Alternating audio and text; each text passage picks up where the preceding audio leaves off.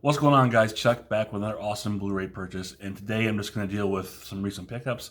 Um, really just 3 titles, so this will probably be a relatively short video. Of course, I say that it'll probably end up being half an hour because I just didn't blab so much. But these are just real quick, some new release titles that I just picked up.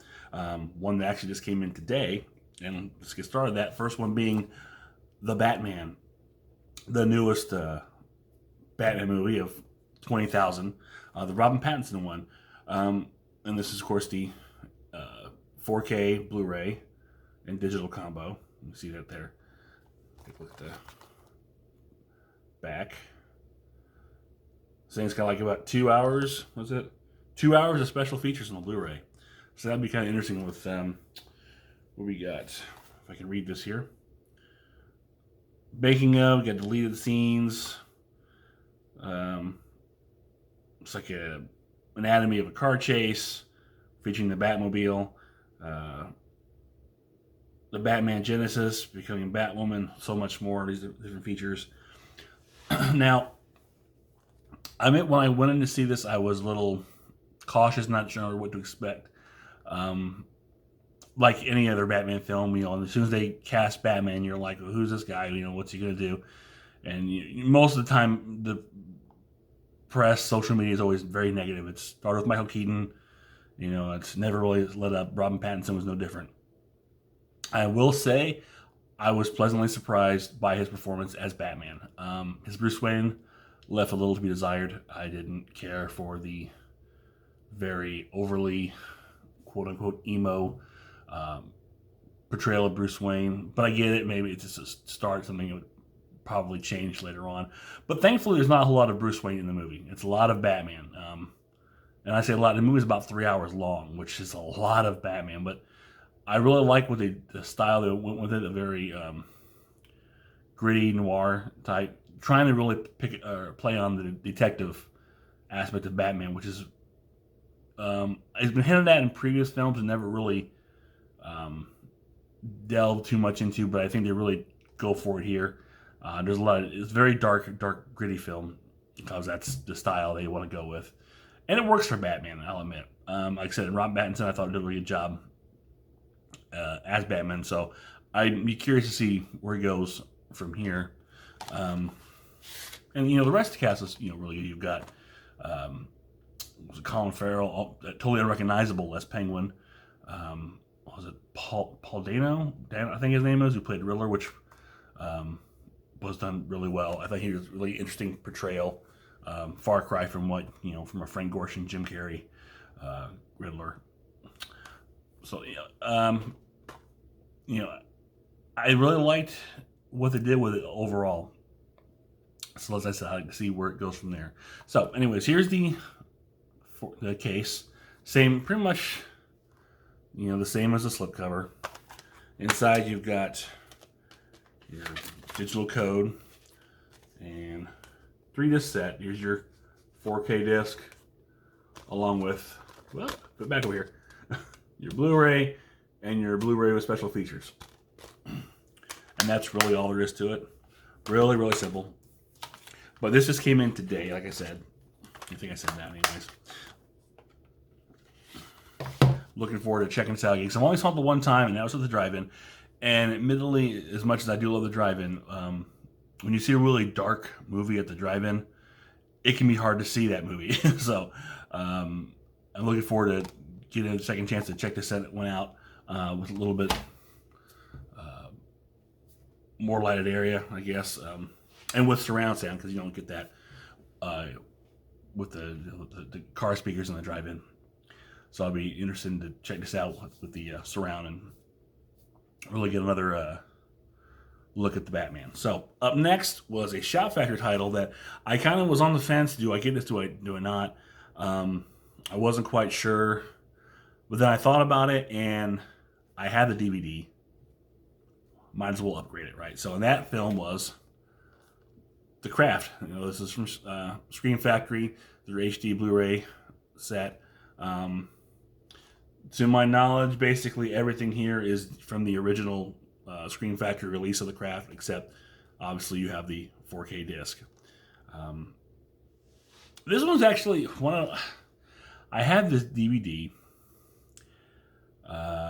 because an ex-girlfriend of mine actually I went and saw this movie with her, and she really liked this movie, so she bought. I think she might have had a VHS, and then when we split up, I kept all the movies, and over time I ended up upgrading it. So I believe I just upgraded anyways. Not that I didn't like the movie. It was enjoyable. I actually saw it some time back, and realized it wasn't too bad of a movie. But I didn't think too much about it, and like I said, I was up in the air if I should even get this or not when they were releasing this. And I guess I could have just got the regular Blu-ray from Screen Factory, but I figured what the heck, this was being released out, and as is the way now, I'm just kind of getting these 4Ks combos and preparing for the future, I guess. For that time comes when I can get a 4K player. We'll see. But like I said, I thought about it for a while, and I was like, oh, what the heck? I do have the DVD. Might as well upgrade it to a Blu-ray. This is the perfect time to do it. So, again, here is the 4K cover from Screen Factory. Basic poster. Again, back to my kind of, I don't want to call it a complaint, but slight disappointment that, the 4K releases. And these, again, I should say these are for the 4K releases of titles they already have in their catalog, that are just getting the same, instead of getting kind of new cover art or anything like that, they're just getting the slipcover and regular cover with the original poster art, which is a shame. Like I said, only I think Alligator and Krampus, which were not previous titles that they had, which were new releases in 4K, actually got some kind of special, artwork and reverse artwork and unique slipcover art. Everything else they've had, which has been their catalog titles they've already had, they've upgraded to 4K, pretty much been cut dry. Maybe the Halloween ones also were different. So, slipcover again, case, same thing, nothing fancy. And then you've got your Blu-ray and your 4K disc. No reverse artwork, nothing. Just pretty much routine stuff here. But again, a two-disc set, the Blu-ray is containing pretty much all the same special features that were on the regular Screen Factory collector's edition of the Craft, which I believe is still available, actually. Yeah, the only thing listed here new is the 4K restoration, which is done by Sony, so that's interesting. So there you have the Craft. And then the last one I picked up, which was an Arrow pre-order, and this was an 80s slasher film that I know relatively little about. I've heard a few things. I saw a review on Brandon's Cult movie reviews, and I believe, I'm not sure if it was on Dead Meat or not.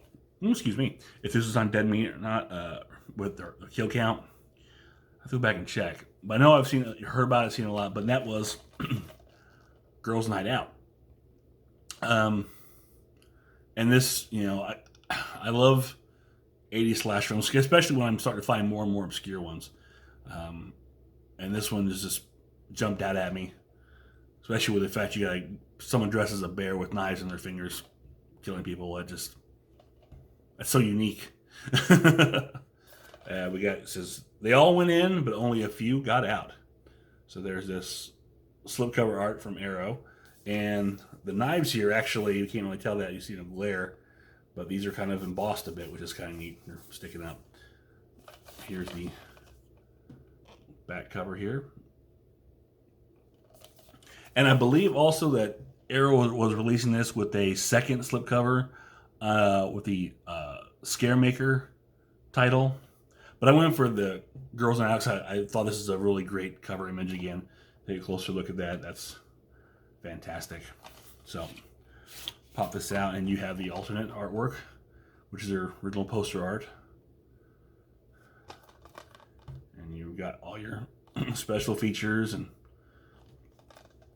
goodies. And this is a 2K restoration from 35mm Vault Elements.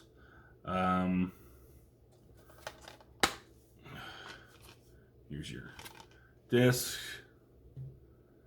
course, the back cover I see is the same as the slip cover.